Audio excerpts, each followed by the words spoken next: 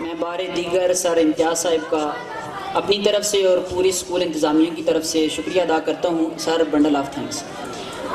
मेरे और आपके आका सल्लल्लाहु अलैहि वसल्लम ने इरशाद फरमाया, एक हदीस मुबारक है, हुजूर ने इरशाद फरमाया, रिज़ाअल्लाहु फ़ी रिज़ाइल वालिदैन व सख़तुल्लाहु फ़ी सख़तिल वालिदैन।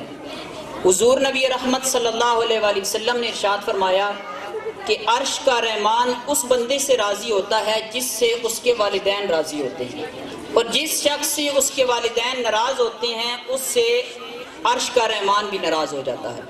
और गालिबन इमाम गज़ाली रहमतुल्लाह अलैह का एक कौल मुबारक है, वो भी मैं आपके सामने पेश कर देता हूँ।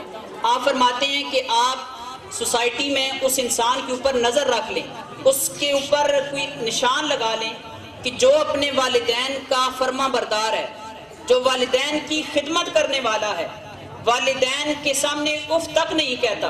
आप फरमाते हैं कि वो आदमी जब तक जिंदा रहता है इज्जत और एहतराम के साथ जिंदा रहता है, और जब वो कल क़यामत के दिन रब के सामने पेश होगा वहाँ भी उसे जिल्लत और रुसवाई का सामना नहीं करना पड़ेगा, बल्कि वहाँ भी उसके सर पर इज्जतों और अजमतों की दस्तार सजाई जाएगी। और आप फरमाते हैं कि आप उस इंसान के ऊपर भी अलामत लगा लें, कोई निशान लगा लें, उसको अपने माइंड में रख लें, जो वालिदैन का नाफरमान है, जो खिदमत से जी चुराने वाला है, जो नालायक है। आप फरमाते हैं जब तक वो जिंदा रहेगा जिल्लत और रुसवाई उस शख्स का मुकद्दर होगी, और जब वो कल मरकर रब के सामने पेश होगा वहाँ भी उसे इज्जतों का सामना नहीं करना पड़ेगा, बल्कि वहाँ भी उसे जिल्लतों और रुसवाइयों का सामना करना पड़ेगा।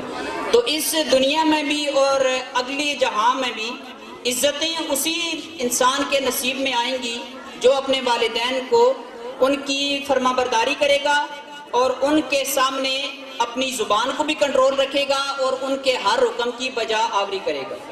अब हम अपने स्कूल के कुछ स्टूडेंट्स को बुलाते हैं जो आप वालिदैन को खराज तासीन पेश करेंगे और आपकी अजमत का एतराफ़ करेंगे।